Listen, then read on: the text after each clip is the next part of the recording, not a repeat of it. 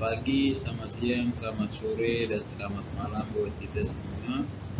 Pada kesempatan kali ini, kelompok kami yaitu kelompok 2 akan mempresentasikan tentang klasifikasi, ekologi, nilai ekonomi, ciri khas ordo, dan famili. Yang pertama ada klasifikasi. Klasifikasi biologi atau klasifikasi ilmiah dalam biologi adalah metode taksonomi untuk mengelompokkan organisme, baik yang masih hidup maupun yang telah punah, secara hierarkis berdasarkan kesamaan karakteristiknya. Pengelompokan ini digunakan untuk mempermudah dan mengenal, membandingkan, mempelajari, dan mengetahui hubungan kekerabatan antar makhluk hidup yang satu dengan yang lain.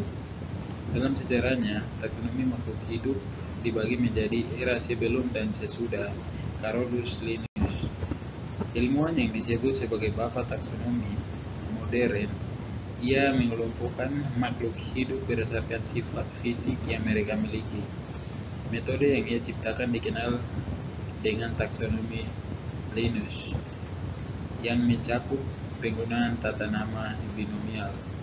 Saat ini, klasifikasi biologi menempatkan makhluk hidup dalam unit tertentu yang disebut takson, bentuk jamak atau taksa.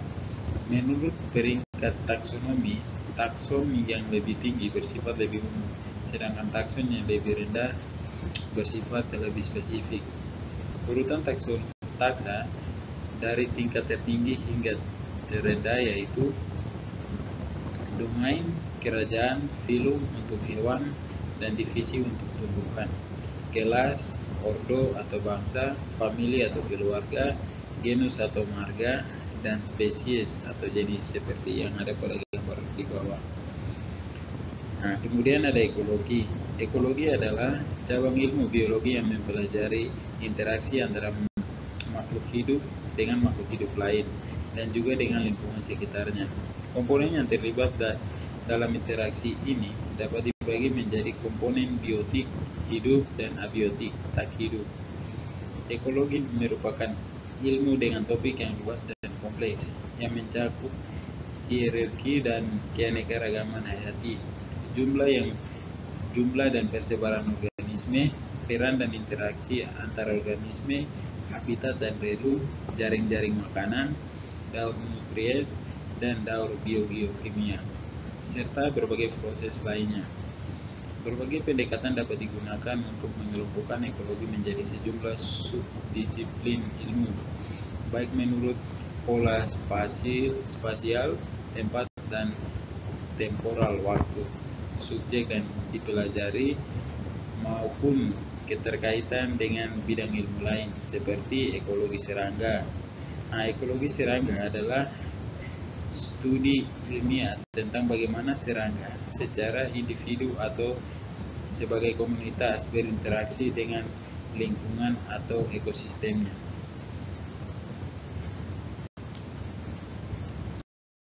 Yang berikut di sini ada nilai ekonomi. Nilai ekonomi ini serangga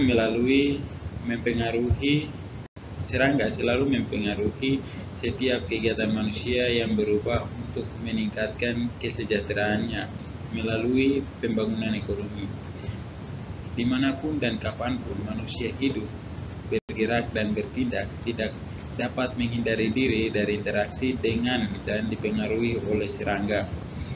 Analisis valuasi ekonomi secara benar akan dapat hasil bahwa nilai ekonomi pengaruh positif atau manfaat serangga bagi manusia jauh lebih besar daripada nilai ekonomi pengaruh negatif atau kerugian yang diakibatkan oleh serangga.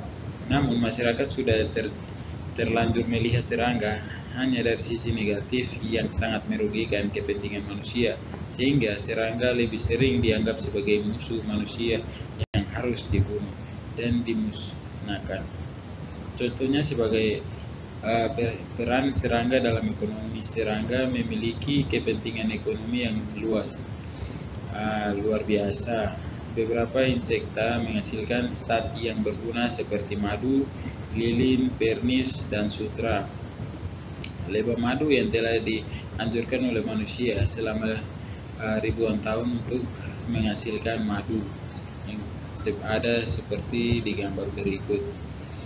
Nah, yang berikut ada ciri khas ordo dan famili yang penting. Klasifikasi insekta atau serangga. Insekta atau serangga merupakan spesies hewan yang jumlahnya paling dominan di antara spesies hewan lainnya dalam filum Arthropoda. Oleh karena itu, serangga termasuk dalam kelompok hewan yang lebih besar dalam filum Arthropoda atau binatang beruas. Untuk mendapatkan gambaran yang lebih luas mengenai struktur serangga perlu ditinjau secara singkat dengan sistem pengelompokan atau sering disebut dengan klasifikasi. Berdasarkan sistem klasifikasinya, insekta terdapat subfilum Mandibulata yang terbagi menjadi 6 kelas dan subfilum Chelicerata yang terbagi menjadi 3 kelas. Nah, selain itu, berdasarkan ada atau tidak adanya sayap insekta terbagi dari kelas insekta Pteriogota dan Pteriogota. Nah, kelas Pteriogota memiliki taksonomi kerajaan Animalia, filum Arthropoda, kelas insekta, subkelas Pteriogota. Nah, Pteriogota adalah subkelas dari serangga yang termasuk serangga bersayap. Ini juga mencakup ordo serangga yang secara sekunder tidak bersayap. Kelompok Pteriogota terdiri dari hampir semua serangga. Ciri-cirinya adalah mempunyai sayap, mengalami metamorfosis, tipe mulutnya bervariasi. Sedangkan kelas Pteriogota memiliki taksonomi kerajaan Animalia, filum Arthropoda, kelas insekta, subkelas Pteriogota. Pteriogota adalah kelompok serangga yang tidak mempunyai sayap, sedikit atau tidak mengalami metamorfosis, mempunyai apandage pada bagian ventral abdomen. Apandage sendiri yaitu bagian tubuh yang menonjol, bisa digerakkan dan berfungsi sebagai alat gerak untuk makan, alat indera. Pteriogota sendiri hidup di tempat lembab di mana mengandung humus atau sampah organik, dan ada juga yang memakan buku atau pakaian. Serangga yang termasuk ke dalam Pteriogota adalah ordo Tisanura, Lapisma Sakariana, Kutubuku, dan Archaeogota, Petrobutus martimus. Ciri-cirinya adalah tidak mempunyai sayap, tidak mengalami metamorfosis atau ametabola. Contohnya dari spesiesnya yaitu Kutubuku atau Lepisma Sakariana. Tipenya ada ciri-cirinya adalah tipe mulutnya menggigit, batas dari kepala, dada, dan juga perutnya tidak jelas. Kemudian ada ordo yang pertama ada ordo Lepidoptera. Ketika fase larva memiliki tipe mulut pengunyah, sedangkan ketika imago memiliki tipe mulut menghisap. Adapun habitat dapat dijumpai di pepohonan. Ciri-ciri ordo ini adalah memiliki 2 sepasang sayap yang besar, memiliki pola warna yang beraneka ragam, memiliki antena yang panjang tetapi tergulung di bawah kepala, memiliki tipe mulut penghisap. Hewan ini mengalami metamorfosis sempurna. Yang kedua ada ordo Collembola yang memiliki ciri khas yaitu memiliki bagian yang mirip tabung yang terdapat pada bagian ventral di sisi pertama segmen abdomen. Ada beberapa dari jenis ini yang merupakan karnivora dan penghisap cairan. Umumnya ordo ini merupakan scavenger yang serta spavenger yang memakan sayuran dan jamur yang busuk, serta bakteri. Selain itu, ada dari jenis ini yang memakan feses arthropoda, serbuk sari, ganggang, dan materi lainnya. Memiliki tubuh yang kecil hanya 2-5 cm, tidak memiliki sayap, panjang antena sedang, terdapat satu ruas kaki, memiliki alat tambahan untuk meloncat pada abdomennya, memiliki tipe mulut pengunya, matanya majemuk, tidak mengalami metamorfosis dan suka hidup pada bawah daun, lulut, batu. Ordo yang ketiga adalah Ordo Coleoptera. Memiliki tipe mulut pengunya dan termasuk herbivor. Habitatnya adalah di permukaan tanah dengan membuat lubang. Selain itu juga membuat lubang pada kulit pohon. Dan ada beberapa yang membuat sarang pada dedaunan. Ciri-ciri ini adalah memiliki sayap 2 pasang, di mana bagian sayap depan keras sementara sayap belakang tipis, layaknya membran. Sayap ini akan terlipat bila sedang beristirahat, mengalami metamorfosis yang sempurna. Kemudian ada Ordo Orthoptera, termasuk herbivora, namun ada beberapa spesies sebagai predator. Tipe mulut dari ordo ini adalah tipe pengunya.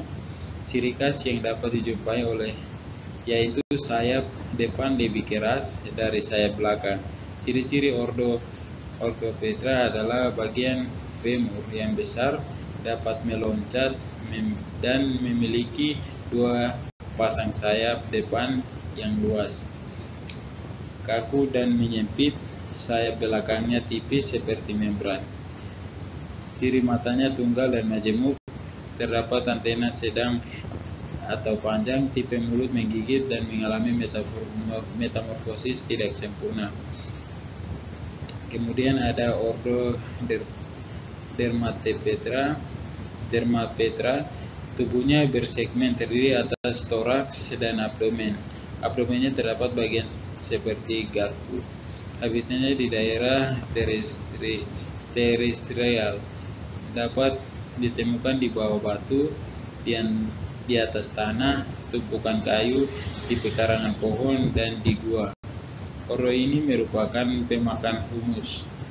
Ciri-cirinya memiliki tubuh yang berukuran kecil sampai besar, terdapat antena yang panjang, memiliki sayap 2 pasang, memiliki tipe mulut pengunya dan mengalami metamorfosis tidak sempurna. Selalu hidup pada celah batu, suka memakan daun atau sejenis insekta jenis lain.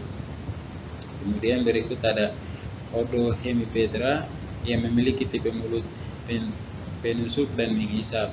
Ada beberapa yang mengisap darah dan sebagian mengisap cairan pada tumbuhan. Sebagian besar bersifat parasit bagi hewan, tumbuhan maupun manusia. Ordo ini banyak ditemukan di bagian bunga dan daun dari tumbuh-tumbuhan, kulit pohon, serta pada jamur yang busuk. Ciri-ciri ordo ini adalah memiliki 2 sayap sepasang, dan ada juga yang tidak memiliki sayap. Memiliki tipe mulut penusuk dan pengisap. Makanannya adalah cairan, tumbuhan, atau hewan lainnya.